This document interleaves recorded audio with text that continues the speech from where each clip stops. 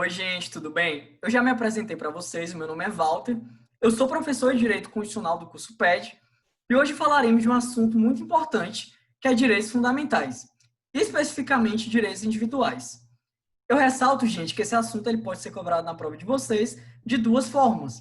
Uma forma mais teórica, mais conceitual, mas também pode envolver um caso concreto, de forma prática, onde vocês terão que realizar uma ponderação para verificar qual direito fundamental vai prevalecer em um nicho do conflito, certo?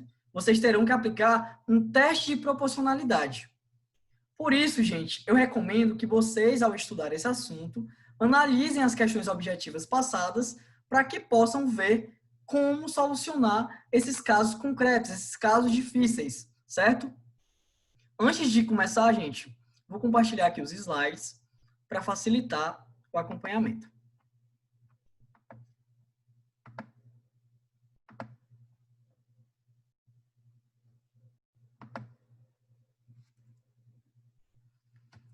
Direitos fundamentais, gente. Os direitos fundamentais são posições jurídicas outorgadas ao indivíduo que visa protegê-lo em face do arbítrio estatal, bem como visa assegurar, gente, um mínimo existencial diante de casos de prestações positivas.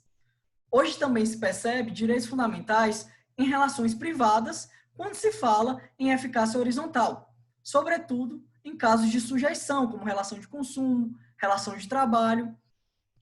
Percebam, Ingo Sallet fala de duas fundamentalidades. Uma fundamentalidade material, no sentido de que há direitos fundamentais que decorrem da dignidade da pessoa humana, de atributo intrínseco ao ser humano, e também há direitos fundamentais formais, que são aqueles direitos fundamentais de caráter processual, por exemplo, que não decorrem dessa dignidade, mas que estão previstos no artigo 5º enquanto direitos fundamentais. E neste caso, inclusive pessoas jurídicas podem gozar desses direitos. Percebam o artigo 5º, gente. No artigo 5º, fala-se que todos são iguais perante a lei, sem distinção de qualquer natureza, garantindo-se aos brasileiros e aos estrangeiros residentes no país a inviolabilidade do direito à vida, à liberdade, à igualdade, à segurança e à propriedade. São 5 direitos fundamentais principais: vida, liberdade, igualdade, segurança e propriedade. E nos incisos haverá uma especificação deste e previsão de outros. Mas eu quero que vocês não se esqueçam desses 5 principais. E quem titulariza, gente? Brasileiros, estrangeiros residentes no país e, segundo o STF, também estrangeiros não residentes. Ocorre que, no caso de estrangeiros não residentes, a titularidade é menos ampla. Há, por exemplo, titularidade de direito à saúde, que é um direito fundamental social de caráter universal e gratuito, mas outros direitos não são compatíveis com essa condição de estrangeiro não residente. Ressalto também que, recentemente, o STF entendeu que é constitucional e é legítima a previsão de benefício assistencial para estrangeiros residentes no país. O benefício assistencial, gente, é aquele benefício concedido a pessoas com deficiência ou então, no caso de pessoas idosas, que têm uma condição de miserabilidade aferida, de modo objetivo. Direito à vida. O direito mais importante do Estado Democrático de Direito para alguns é o direito à vida. E este direito, ele compreende tanto uma vertente negativa, no sentido de que não pode haver intervenção por parte do Estado arbitrariamente na vida particular, assim como há uma dimensão positiva, no sentido de que o Estado deve promover de modo eficaz a vida. Ele faz isso quando ele garante, por exemplo, um benefício assistencial, como Bolsa Família, como BPC-LOAS, que são benefícios que visam garantir um mínimo existencial. Eu ressalto que esse direito à vida, como qualquer outro direito fundamental, não é absoluto. Em determinados casos concretos, pode haver uma ponderação e o direito à vida será afastado. Algumas decisões importantes, gente. Eu coloquei essa decisão que fala da fertilização artificial, que o STF decidiu, que é constitucional, assim como também o STF decidiu que é constitucional a pesquisa com célula-tronco embrionária. Isso é constitucional em razão de alguns fatores. Primeiro, o ordenamento jurídico, gente, não adota a teoria concepcionista.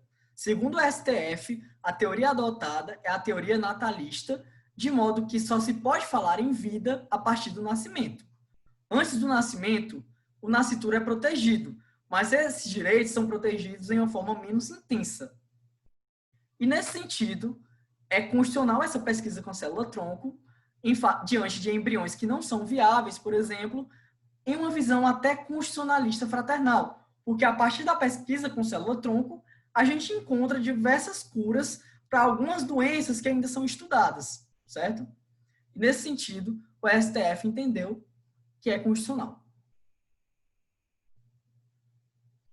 Outro exemplo que o STF entendeu que o direito à vida pode ser ponderado é no caso de aborto de feto no encéfalo. Sobretudo porque não há uma viabilidade de desenvolvimento futuro desta pessoa que nasceu com anencefalia.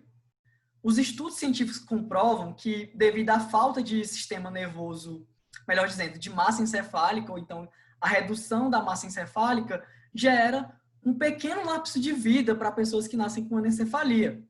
Então, não há algumas funções, como funções sensoriais, de modo que é constitucional esse aborto de feto anencéfalo, em uma interpretação conforme do artigo 124 do Código Penal. Isso visa garantir, por exemplo, a liberdade sexual e direitos reprodutivos da mulher, porque a mulher sofre muito, digamos, diante de uma morte de um feto que nasceu com anencefalia, certo, gente? Porque nesse caso, é bem provável que vai haver a morte a partir de poucas horas do nascimento. Então, se ponderou, se a mulher quiser abortar, isso não pode ser tipificado como crime. Direito à igualdade, gente. A igualdade, ela compreende 3 vertentes. Uma primeira vertente da igualdade formal, no sentido de que se aplica a lei a todos. Isso foi uma conquista da Revolução Francesa. A mesma lei que é aplicada para mim, Walter, é aplicada para o presidente do país, para o governador do estado, porque vigora o império da lei. A lei é geral e vale para todos. Isso visa repelir privilégios pessoais otorgados por parte do Estado. Muitas vezes o Estado ele otorgava esses privilégios pessoais.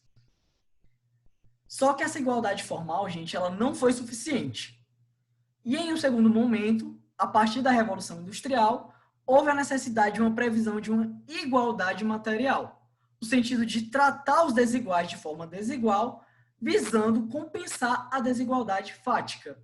Percebam, se a mulher, por exemplo, tem uma condição física, digamos, mais frágil que o homem, cientificamente falando, tem menos força que o homem, em um sentido físico, gente, biológico, é plenamente legítimo que a lei trabalhista considere essa situação e outorgue algum mecanismo de compensar a desigualdade fática, certo?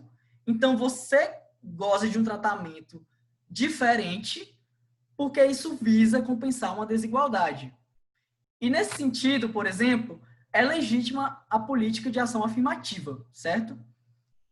Em uma terceira vertente, mais moderna, também se fala em igualdade como reconhecimento. E nesse sentido, grupos historicamente discriminados devem ter os seus direitos garantidos. Recentemente, o STF entendeu que é inconstitucional a vedação à doação de sangue por pessoas homossexuais.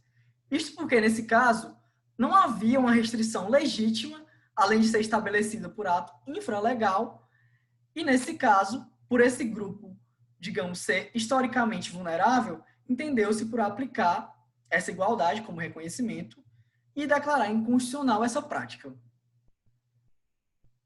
Um exemplo concreto, gente.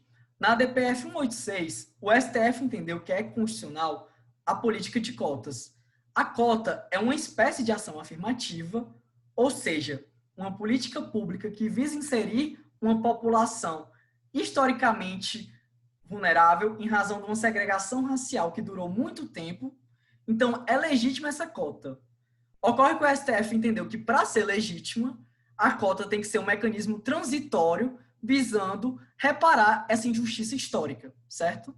Então, isso garante a isonomia material e, sendo uma discriminação razoável, é constitucional. Direito à liberdade. A liberdade, ela compreende diversas formas. Uma primeira delas é a liberdade de ir e vir. O inciso 15 do artigo 5º fala que é livre a locomoção no território nacional em tempo de paz, podendo qualquer pessoa, nos termos da lei, nele entrar, permanecer ou dele sair com seus bens. Percebam, aí se garante a liberdade ambulatorial em tempos de paz. Se alguém sofre uma coação ilegítima na liberdade, haverá uma garantia constitucional que é o habeas corpus, certo?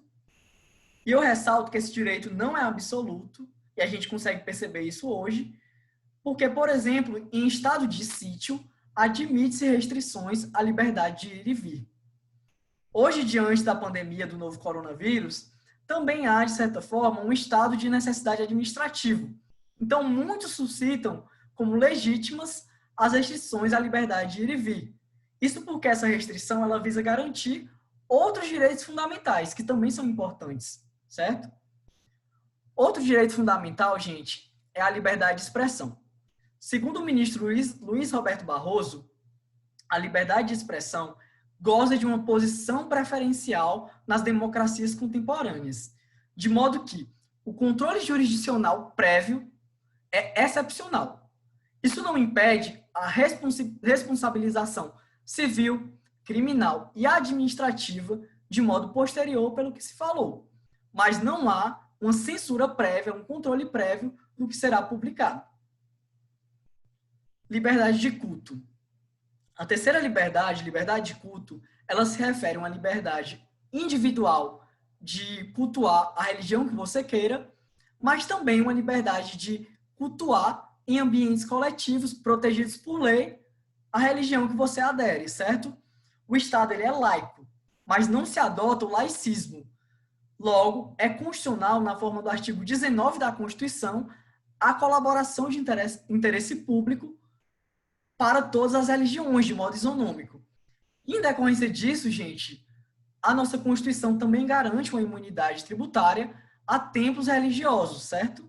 Por exemplo, templos religiosos não pagam IPTU, quando o imóvel é destinado à celebração do culto, ou então a renda do aluguel, por exemplo, é revertida a essa religião. E eu ressalto também, gente, que o STF ele entendeu, mesmo o Estado sendo laico, é constitucional a adoção do ensino confessional em escola pública. O que significa dizer? Pode haver escolas que preguem princípios específicos de determinada religião, porque, como eu falei, o Estado não adota o laicismo, ele incentiva as diversas religiões. Liberdade de associação, gente. A liberdade de associação compreende tanto a vertente de se associar, como também a possibilidade de não se associar. Nesse sentido, a associação é voluntária e nunca compulsória, e ninguém pode ser compelido, por meio de taxas, por exemplo, a participar de uma associação onde não se aderiu expressamente. Em razão dessa proteção à liberdade de associação, o STF entende, e a lei é clara, a Constituição é clara, no sentido de que a dissolução de associações depende de sentença transitada em julgado. Sentença transitada em julgado. E liberdade de pensamento, por sua vez, se refere ao direito de pensar e cultuar aquilo que você acredita, certo, gente? A liberdade de pensamento também está ligada à liberdade de expressão. E, por fim, a liberdade de ofício, gente. O inciso 13 do artigo 5º diz que é livre o exercício de qualquer trabalho, ofício ou profissão, atendidas as qualificações profissionais que a lei estabelecer. Percebemos que há aí uma norma de eficácia contida e, portanto, é legítimo que o legislador infraconstitucional limite algumas condições em prol do exercício correto de determinadas profissões, como, por exemplo, é constitucional a exigência do exame da ordem para que pessoas se tornem advogados. Por sua vez, é inconstitucional a exigência de diploma jornalístico para que pessoas desempenhem jornalismo. O que o STF faz sempre quando há esse conflito é uma análise de proporcionalidade para verificar se a restrição é legítima. Uma jurisprudência recente, mas bastante importante, é a jurisprudência do caso Uber. O STF entendeu, gente, que o Uber não é serviço público, mas atividade econômica sujeita, portanto, à livre iniciativa e à livre concorrência na forma do artigo 1º e artigo 170 da Constituição, certo? Em decorrência também dessa liberdade de ofício do artigo 5º, inciso 13. O STF entendeu que diversas leis municipais que determinavam que o Estado, o município, melhor dizendo, tinha que autorizar o exercício da profissão de Uber eram inconstitucionais, porque é uma restrição desproporcional, não razoável. O artigo 220, gente, parágrafo 6º, ele já foi cobrado na prova de vocês. Percebam, a publicação de veículo impresso de comunicação independe de licença de autoridade. Isso porque, no Estado Democrático de Direito, não se pode falar em censura, em controle prévio de publicação de veículo impresso. Isso, por sua vez, eu já disse, não afasta a responsabilidade civil, administrativa e criminal em razão do publicado, certo?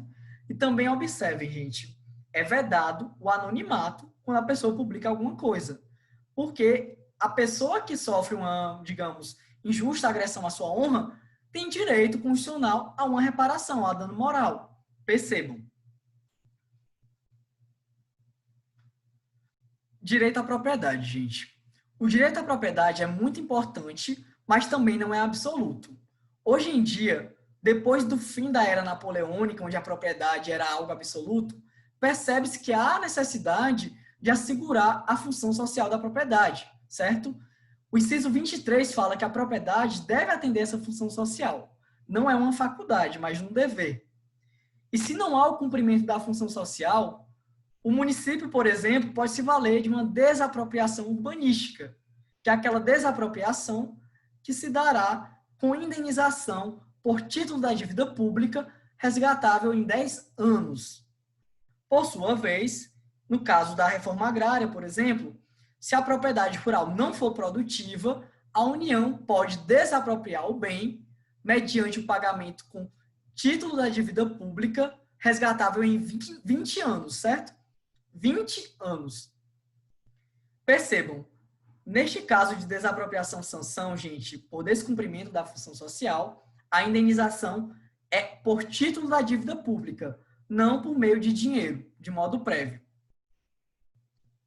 Fugindo a essa regra do inciso 24, que fala que a lei estabelecerá procedimento para desapropriação com indenização justa e prévia. Essa é a exceção onde não há indenização justa e prévia. O inciso 25, gente, por sua vez, fala que, no caso de iminente perigo público, a autoridade competente poderá usar de propriedade particular assegurada ao proprietário indenização ulterior se houver dano. Percebam, outra limitação ao direito à propriedade se dá no caso de requisição administrativa de propriedades privadas. E, neste caso, essa medida é autoexecutória, ela é autoexecutória e também só haverá indenização ulterior se houver algum dano.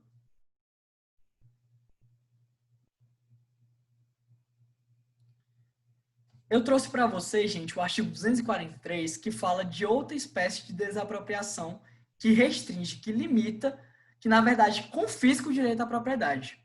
Se dá no caso de plantio de plantas psicotrópicas e no caso de emprego de mão de obra escrava. Nestes dois casos, a Constituição permite que haja uma expropriação e essa expropriação se dá sem nenhuma indenização, nem em dinheiro, nem de modo por título da dívida pública, na expropriação ao confisco sem nenhuma indenização. Eu ressalto que o STF entendeu no tema 399 de repercussão geral que a responsabilidade civil, neste caso, é subjetiva, certo? Depende de culpa e de dolo. Se não houver culpa e dolo, não pode haver expropriação. E recentemente também foi entendido, na Ação Civil Originária 2187, que o artigo 243, que prevê a expropriação de imóveis, não se aplica a bens públicos, certo? A expropriação, assim como a requisição administrativa que a gente estudou, não se aplica a bens públicos, devido ao princípio federativo, certo? A federação garante a isonomia formal entre os entes, de modo que não pode haver uma expropriação por parte da União de bens do município, do estado, por exemplo, gente.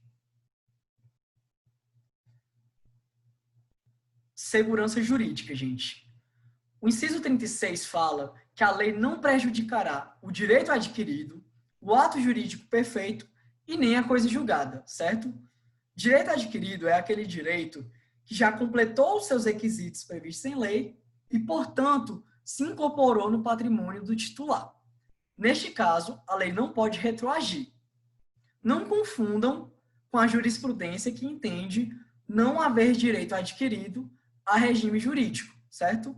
Por exemplo, um servidor público ele não pode alegar que o município não pode mudar o estatuto dos servidores, porque não há direito adquirido a regime jurídico.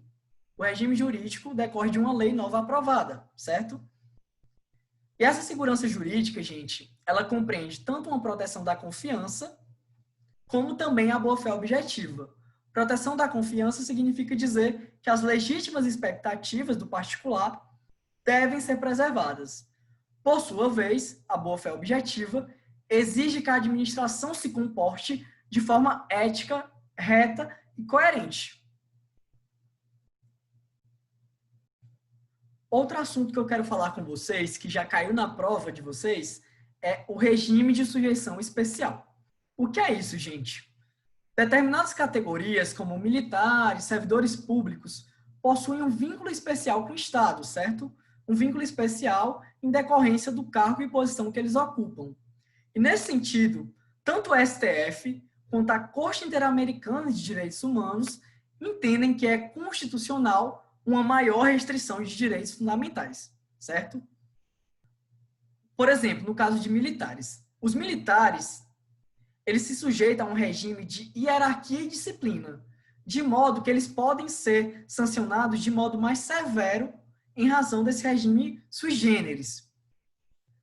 Uma decorrência desse regime de sujeição especial é a súmula vinculante 6. Percebam, não viola a Constituição o estabelecimento de remuneração inferior ao salário mínimo para as praças prestadoras de serviço militar inicial, certo?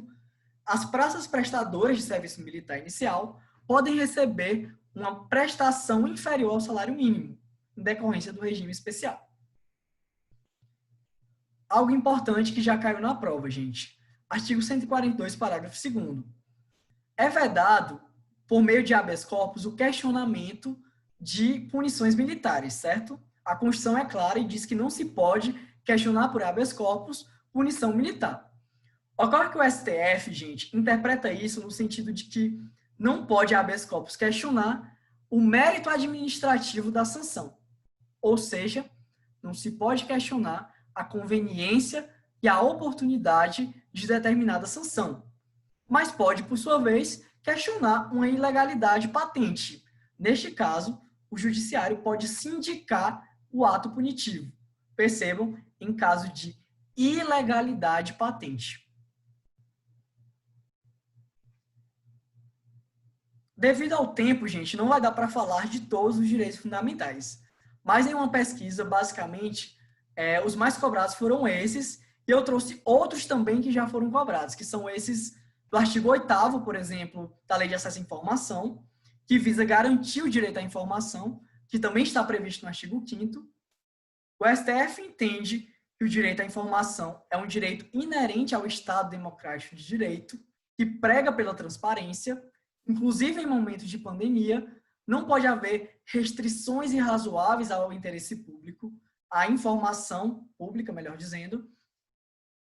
Portanto, essa lei de acesso à informação visa assegurar esse direito constitucional. No artigo 8º, a gente vê que é dever dos órgãos e entidades públicas promover, independentemente de requerimento, a divulgação em local de fácil acesso, nos âmbitos de suas competências, de informações de interesse coletivo ou geral por ele produzidas ou custodiadas, certo? No artigo 8º, a gente percebe que há um dever de transparência, um dever de publicação em sítio oficial, independentemente de requerimento pelo particular. É por isso que quando vocês vão, por exemplo, no site de uma instituição, tem uma parte do site que fala de acesso à informação. Isso visa garantir a publicidade dos atos administrativos, na forma do artigo 37 da Constituição. É um direito absoluto, gente? Não. Como eu falei, pode ser restringido em caso de segurança nacional e relevante interesse público, por exemplo. Eu ressalto que o parágrafo 4º do artigo 8º diz que municípios com menos de 10 mil habitantes não precisam publicar nesse sítio oficial, em razão do menor desenvolvimento desse município pequeno, certo?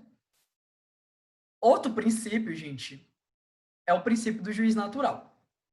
O juiz natural é aquele juízo previamente estabelecido em lei para julgar determinado fato. Ou seja, antes de determinado crime, o juiz competente para julgá-lo deve estar previsto expressamente na lei, de modo prévio e de modo expresso, certo? Não é permitido que haja tribunais de exceção. Na história e no direito internacional, gente, vocês vão ver que houve alguns tribunais de exceção, sobretudo para julgar crimes cometidos na Segunda Guerra. Foi o caso do Tribunal de Nuremberg, por exemplo, só que isso se dá a nível internacional. Em nível nacional, é vedado o tribunal de exceção. E, por fim, gente, um outro direito fundamental é o direito à inviolabilidade de domicílio, certo? O direito ao domicílio, certo? A violação do domicílio se sujeita à reserva de jurisdição. Depende de decisão judicial.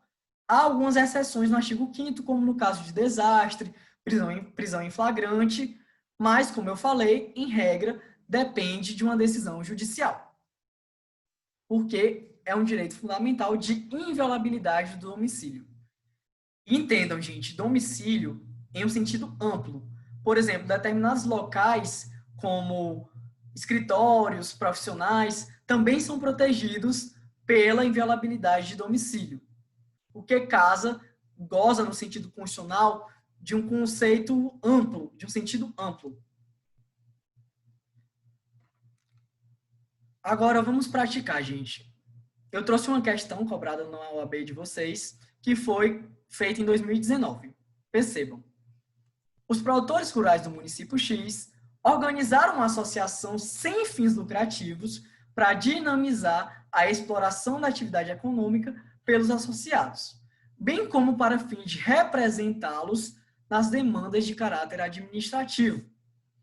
Anderson, proprietário de uma fazenda na região, passa a receber mensalmente contendo a cobrança de uma taxa associativa, embora nunca tivesse tido interesse em ingressar na referida entidade associativa.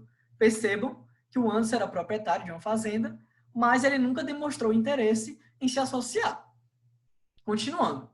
Em consulta, junto aos órgãos municipais, Anderson descobre que a Associação de Produtores Rurais, embora tenha sido criada na forma da lei, jamais obteve autorização estatal para funcionar.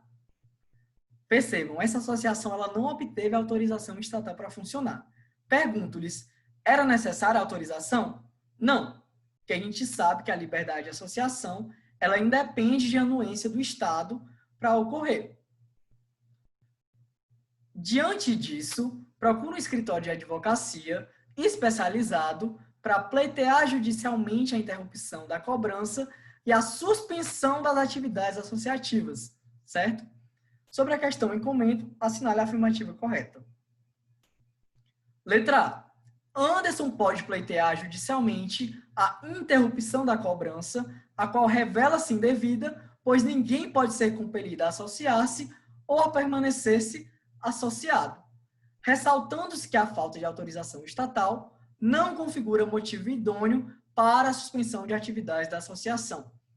Gente, a letra A já é o nosso gabarito, porque tem essa possibilidade de se pleitear a interrupção da cobrança.